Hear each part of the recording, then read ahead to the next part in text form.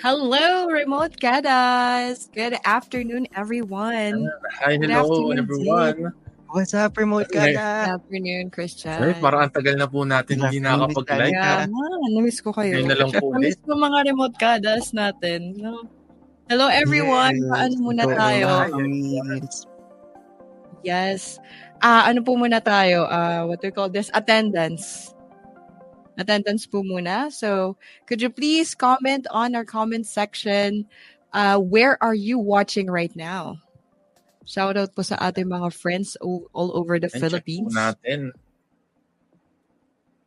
Comment po Comment muna. na po kayo sa Facebook Live. We are now live on Facebook and sa ating community, yung Yes. Remote Kada community. So kung hindi pa po kayo part ng Remote Kada community, you can join us sa QR code. Naka-flash po yan sa dun po sa cover page, makikita nyo po yan.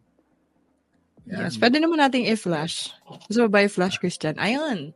Yeah. Okay, welcome again sa ating Remote Kada live session. Again, just like what Zid said, we're live on both our Facebook page, Remote Kada na din, Remote Philippines, and our community na Remote Kada community. Kada.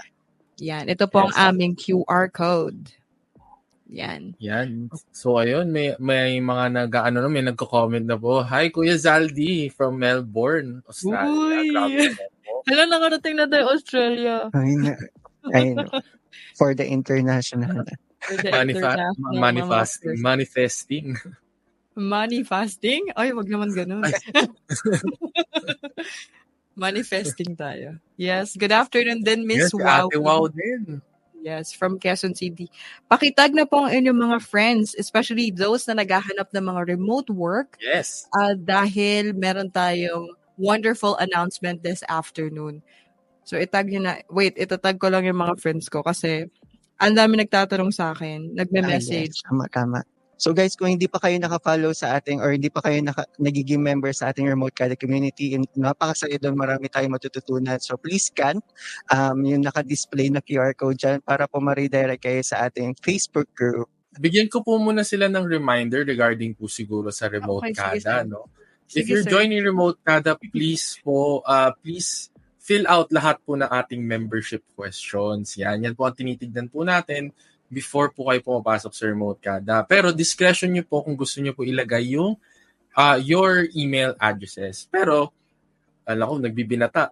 Pero, yung email addresses nyo po, syempre kapag binigay nyo, if binigay nyo po yan, magkakaroon po kayo ng mga update sa ating mga job opening. So, yes, benefit nyo din po kapag nagbigay po kayo ng inyong mga emails. Email address. Yes. Oo, lagi nag-i-email blast si Zid na mga openings natin. So, kayo yung mga first people na nakakaalam na, uy, may bagong opening. Okay, so I think we can get started na. Everybody's here na. You can also watch the replay of our live stream later. Kung wala pa kayong time right now, you can watch it on our Facebook page. Pwede din po yun nasa ating community sa Remote Philippines Work from Home Jobs and Free Trainings for Filipinos, our Remote Kada community, or it can also be posted on our YouTube channel. So, tingnan pa namin baka namin to. I-trim pa para mas easy panoorin pag nasa YouTube na. Okay, so let's get started na po. Today we're going to announce the dates of our virtual job fair. And all the details.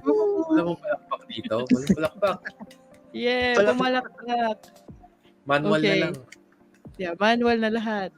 So next po natin, yan, ito na po ang ating dates. So if you are planning to apply for technical roles, mark your calendar because it's gonna happen on September 10 to 2024, 2 p.m. to 5 p.m.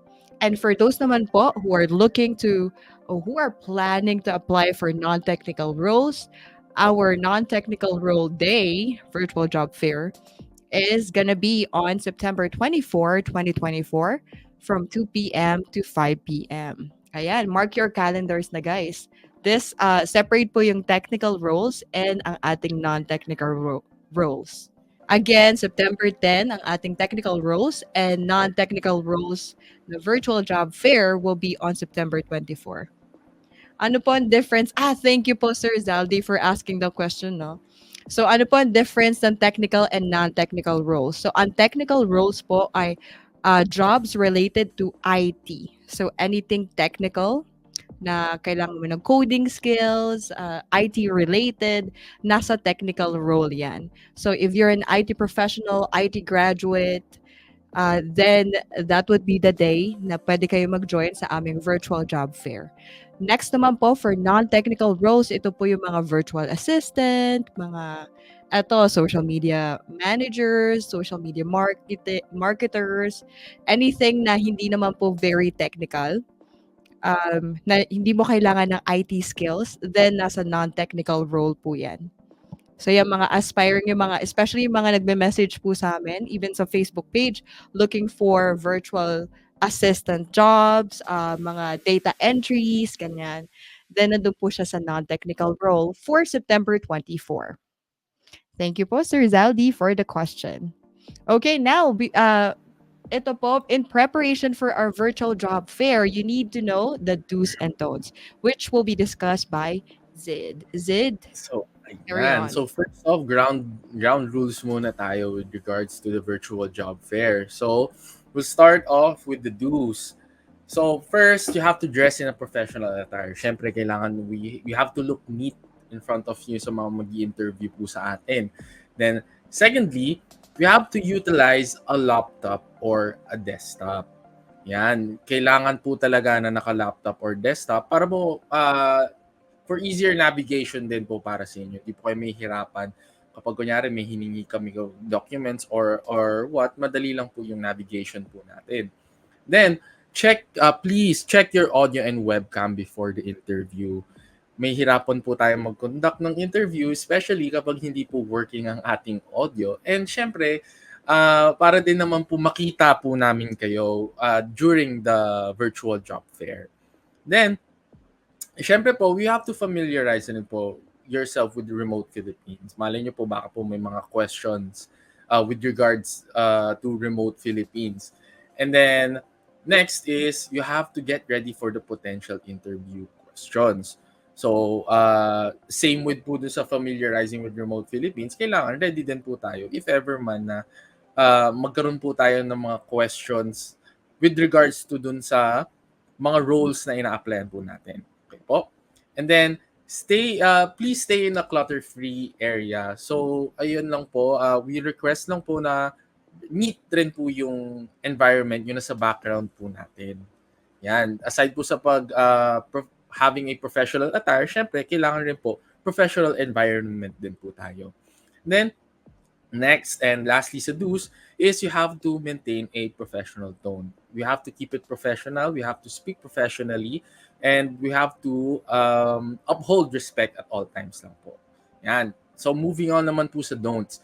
So, katulad po na sinabi ko kanina, you have to utilize a laptop or desktop. So, bawal po ang mobile phones. Hindi naman po sinasabi na hindi naman po namin sinasabi na bawal po talaga na kunyari, nandiyan po yung phone nyo. No. Bawal po gamitin siya to conduct the interview. Kunyari, parang dun nyo po siya gagawin yung interview sa mobile phones ninyo.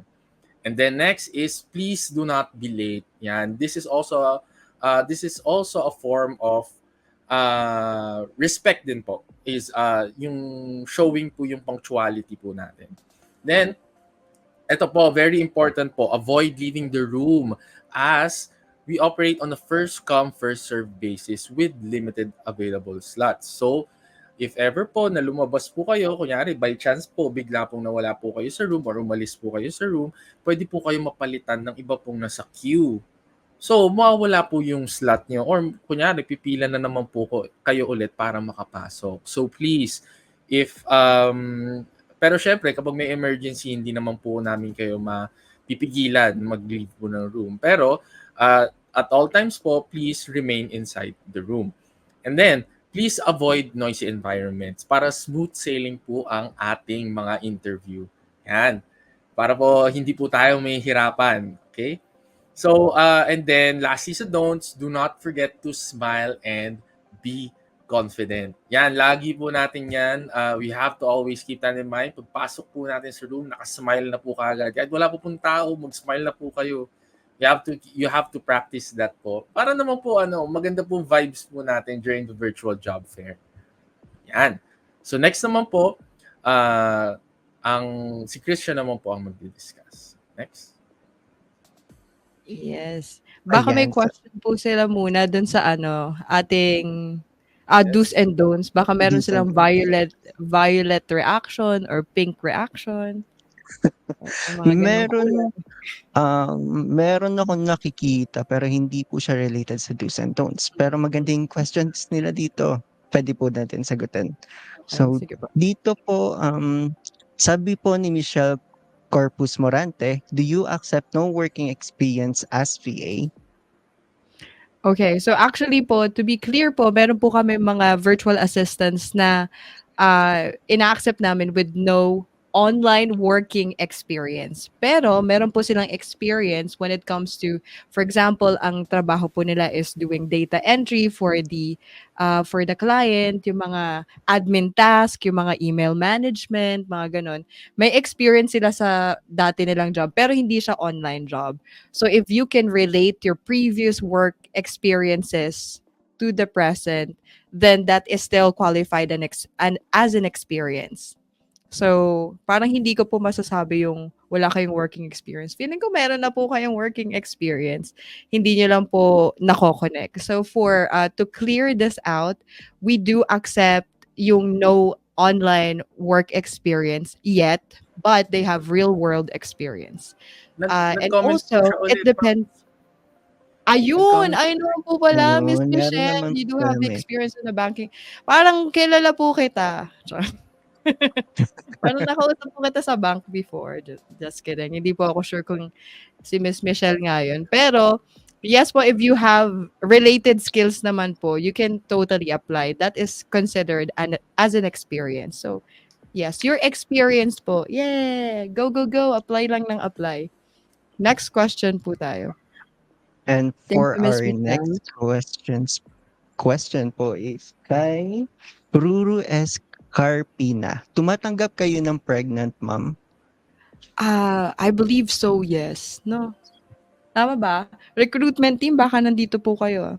Correct me if I'm wrong. But as far as I know po, tumatanggap po kami ng pregnant women. And as long as you are at the legal age and also you're capable to work, you have your equipment, you're still ready to present yourself professionally, then pwede pa rin po kayo mag-work online.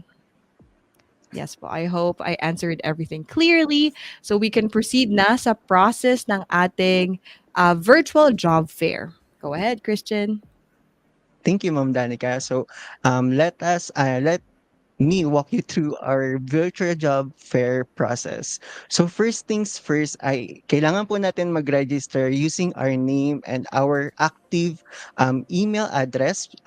You can scan this QR code po para po ma-redirect kayo sa ating Microsoft form and you will input or fill out the survey form using your active email address. So, reminder lang po, make sure na yung email address po ay naka-spell ng correct or tama po yung email address na ilalagay natin dahil doon nyo po matatanggap yung Zoom link. So, Zoom link via email. So, magkakaroon po tayo ng email notifications once na naka-register na po kayo using our Microsoft Office form na nandoon. Isasa namin through pwede natin siya i-post later on after this live stream, yung Zoom, yung survey form link. And after nyo ma-register doon, magkakaroon kayo ng email notification and doon nyo po marireceive yung Zoom link natin. And yes, sa Zoom link po ulit tayo, katulad po ng ating first virtual job fair. And to join the Zoom link meeting, please enter 10 minutes prior to the scheduled time. Kasi sobrang dami pong pupunta. Katulad po first virtual job fair, sobrang dami pong umattend and yung iba po hindi po nakapasok. So first come, first serve mo nga po tayo. So yan. So ayan. So wait for the host to admit you to the lobby. So since first 100 um attendees po muna ang makakapasok sa lobby. So yeah, kailangan maaga po tayo. Yes, I just want to add a little bit now, Christian. Thank you for explaining. Yung marireceive, pag nag-register po sila, then, di ba po, makaka-receive sila ng email notification na may laman na Zoom link. So, ito Yes. po, gagamitin po nila yung Zoom link na yun or makakapasok lang sila on the day of On the day. the schedule. So, yan pala, Yes. no? We have to clarify that. So again, September 10 is for non-technical roles and September 24 for non-technical roles. Tama ba pagkakasabi ko? So yun Tama po, po. i-save niyo po yung email na yon for that date.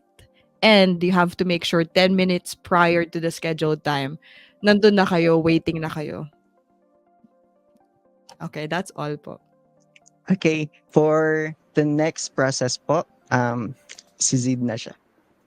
So, Go, ayan. Zid. So, parang pansin ko, ako po lahat sa mga ground rules, mga ganyan instructions. So, ayun po, again, with the lobby instructions po, katulad nga po kanina na nabanggit po namin sa don'ts, yan. So, first come, first serve basis po tayo. So, the first 100 applicants will be accommodated at a time. Feel free to remain in the waiting area until it's time for you to join the breakout room. Please, let's not be impatient po with regards po dito sa pag-wait po natin. Kasi, syempre, malay nyo po, kayo na po yung next, as bigla pong nawala po kayo sa room, di ba? Kawawa naman po kayo kapag ganun po yung nangyari. So, ayun,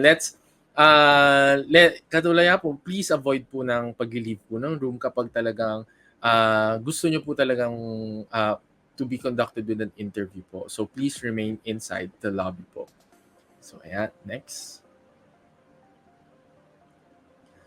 Yan. So, this will happen during the virtual job fair po. So, meron po tayong initial screening. So, applicants will be allocated 2 distinct breakout rooms for the initial screening process.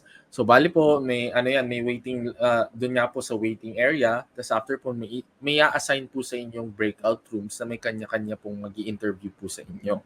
So please, during that time, please kapag pasok nyo pa lang po ng Zoom meeting, please be reminded to have your CV ready, yung curriculum vitae nyo po, please. Have it ready po para po in case na hanapin po sa inyo po, which is most probably hanapin po siya sa inyo, ready na po siya kagad. So, ayun. Wow, eto po, nag-comment po si Ma'am Jason. Excited for the upcoming virtual job fair. So, excited. Ma'am Jason. Yes. Yeah. Malay nyo guys, nandun din kami sa other side ng breakout room. You'll never know. Surprise na lang. But anyway, let's continue. So, kadugtong lang po nito. So, pag nasa breakout room na po kayo, ayan. Again, applicants will have their distinct room. So, hindi po tayo sabay-sabay na i-interviewin.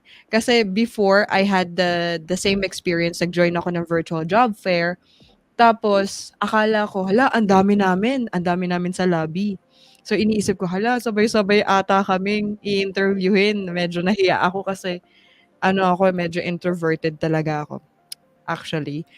So, nung naisip ko na, ang dami interviewin kami sabay-sabay, kinabahan na ako. Ayun pala, magkakaroon ng breakout room. So, kailangan nyo makinig sa instructions na ibibigay sa lobby pa lang para ready kayo pag nag-join na ng breakout room. So once you are inside the breakout room, the initial screening will begin. So the initial screening will last only up to 3 to 5 minutes. Ayun. So sabihin na natin 5 minutes tops yung initial interview. So hindi naman siya super, you don't have to be very overwhelmed, too nervous. You just have to make yourself relaxed. Habang nasa loob kayo ng breakout room, you can entertain yourself by knowing more about Remote Philippines. So magpro-provide po kami ng mga videos about Remote Philippines, mga policies inside Remote Philippines, how fun it is to be a part of our team. So, ayun po, entertain nyo lang sarili nyo while nasa breakout room. So, just stay there, be patient. So again, the interview will last up to 5 minutes, let's say. And then once the interview is done, ayan, because very madali lang naman siya. So here are a few reminders for the job screening, for this initial screening. So first, again, once you finish the initial screening process, you may leave the breakout room. So dito mo lang po pwedeng iwan si breakout room kapag tapos na po yung screening. Oh, iiwan na siya. And Pwede na then, mag-break. pwede na mag-break, finally. Tapos eto na po, ito yung laging tinatanong sa amin last time dun sa previous job, virtual job fair namin. Kailan po namin mare-receive yung result? So yung result po ng initial screening is not gonna be given right away. So you have to wait for 2 to 3 days before nyo po ma-receive yung result ng initial interview. And please be reminded again to keep all your contact details active at all times. Make sure na correctly spelled yung email. If there's your contact number, make sure na meron pang pangalawang contact number in case yung isang contact number hindi namin ma-reach. Para ito po yung perfect way for us to notify you about the results when they are available. Okay, and finally, I guess that's the end of our virtual job fair announcement. Again, our technical role virtual job fair will be on September 10, 2024 from 2 p.m. to 5 p.m. And what about the non-tech guys? When is it going to happen? Yes. For the non-tech role, it will be happening on September 24, 2024 at 2 p.m. to 5 p.m. Yes. And where is the registration link, Zid? So ayan po, the registration link is right in front po sa inyo right now sa screen po. Nakikita niyo po yung QR code. Isasend din po namin yung QR link sa comments. And dun para po easier registration po sa inyo. Yan. So please scan the QR code dito po sa harapan natin para makapag-register na po kayo sa ating virtual job fair. Yan. Save your seats. Save your seats, guys. Oh. Yes, and I guess that will be the end of our virtual job fair announcement. We are going to cater your questions. Now, if you have any questions po, could you please comment them in the comment section, just like what Miss Michelle and Ruru, Sir Zaldi has mentioned earlier. They have some questions to clarify. So if you also do, please drop them on the comment section. Yes. Okay, so I think they're still here. They're listening. We have 20 eyeballs. More than 20? Kasi hindi ko actually makita yung nasa Facebook group natin, no? You guys yes. I can see it eh. Ang lakas ng ulan. Kamusta naman po kayo dyan? Ang lakas po bigla ng ulan dito sa Tagaytay. No. Okay, so while waiting for their questions dahil wala pa nagtatanong, tayo na muna magtanong. Check natin kung naintindihan niyo po ba. Bayan na bulol. Naintindihan po ba ng ating mga remote kadas? So do you have so we have few questions to ask just to check your understanding. Let's see kung sino po yung mga active listeners from our viewers this afternoon. Okay, first question.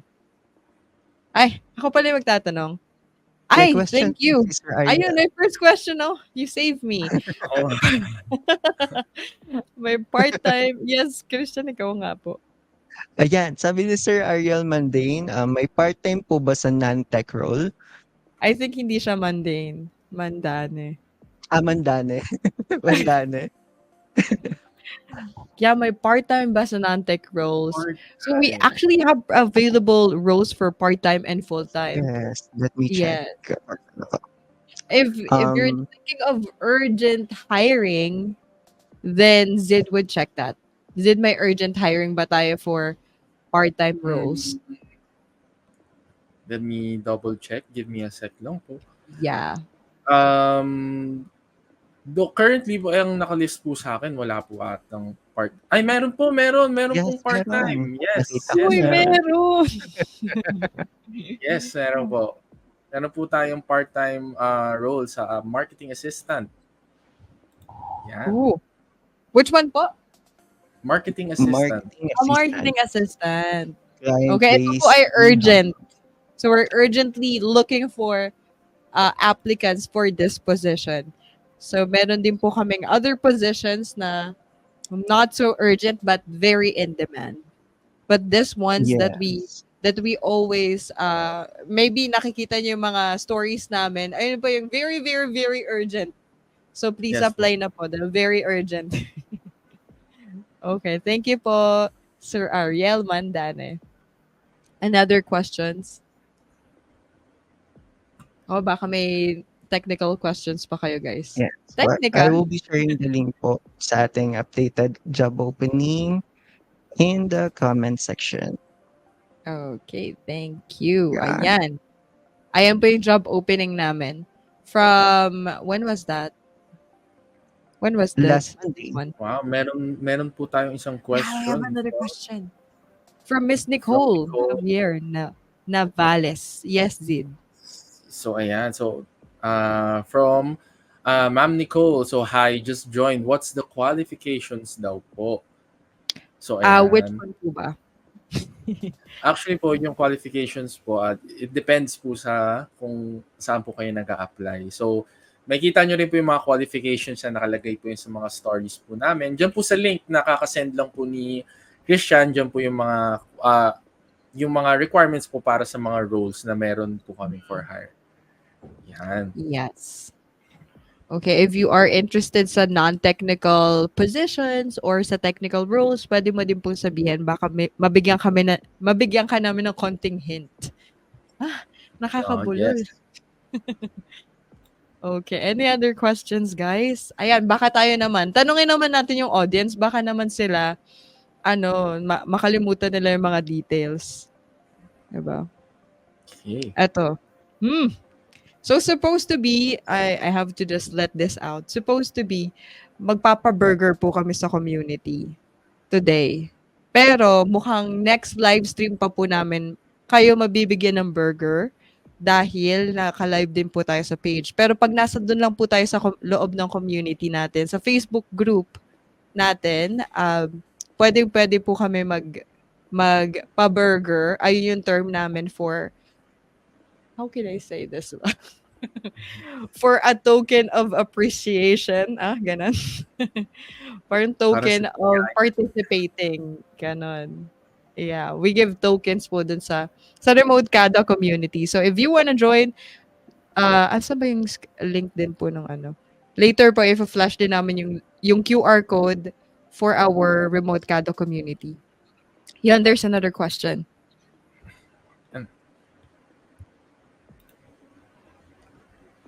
So, ayun. So, from, is this Ma'am Erlene or Sir Erlene? Sorry po kung ano po. Miss Erlene, So, Erlene. Erlene? Sir or Ma'am? Ma'am? Miss? Ayan po. So, ang question niyo po ay, may day shift po or night shift lang ang available? So, I think this is dependent po ata sa client. Yes po. I think this is dependent on the client. Kasi di ba po may mga clients po tayo na syempre overseas po. Baka po ang susundin niyo pong timeline is yung sa kanila po. So that's the time po nagkakaroon po ng night shift. But yung meron din naman po tayong mga clients na day shift po. So, yes po. Kaya it depends po sa client. Just like our Singaporean clients, our Australian clients, kapag the same lang naman po tayo ng time zone, then you will have the day shift. Pero kapag yung mga clients po natin from various parts of other parts of the world, like on the other side, sa US, sa UK, saan pa ba yung other side? Basta around those areas po, then dun nga po, as what Zed mentioned, magkakaroon po tayo ng night shift. Yes po. So it depends. So makikita niyo din po sa stories, 'di ba? Makikita din sa stories ano siya, ini-indicate na din po namin kung taga-saan yung client para may idea kayo kung, right, kung Australia ba, Singapore, taga-US ba, Canada, Yes. para magka-idea kayo sa shifting.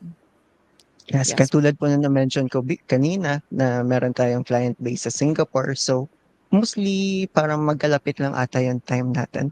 Isa lang yung time. Wala lang Isa tayong lang yung we time share. We kapag, share the same time. yes, yes. Yun po. So, may another question po tayo. So, once kay Sir Tanchard, once submitted form, makaka-receive na po ba agad ng acknowledgement sa email? Eto po, nakalimutan ko actually ito itanong. Good question po. Nakalimutan ko Yes itanong po. to sa recruitment team. As far as I know po, makaka-receive po agad ng email notification. And then, they might be sending, what do you call this, new email notifications reminding you na ito na nalalapit na yung virtual job fair Okay. na hinihintay mo po, whether it's technical or non-technical. So, register na po kayo just to make sure na listed na po kayo. Yes, thank you po, Sir Tanchard. Cute naman, Tanchard. Tanchard. Thank you, Sir Tanchard. And meron po tayong another question from Miss Nico Javier Navales. Just applied po for the position of data entry specialist. Hehe. How's your hiring process po pala? So how's our hiring process daw po? Okay, our hiring process is pretty simple and straightforward. I would say, lagi po namin siyang mini-mention sa aming job update every other Monday. Live, yes. Yes, the live update. So if you want to know more about our hiring, sweet and easy hiring process, then watch the video po. Okay, I'll share po. Ayan, para makita ni Miss Nicole. Yeah. Very sweet and easy. Actually, nagulat ako based on my own experience din po to, no. I have applied to so many companies before. I've been working for more than 9 years. And yung iba, sobrang hirap nung hiring process. Pero sa Remote Philippines, nagulat ako. Bakit ang bilis? Pero ang galing nila mag-qualify.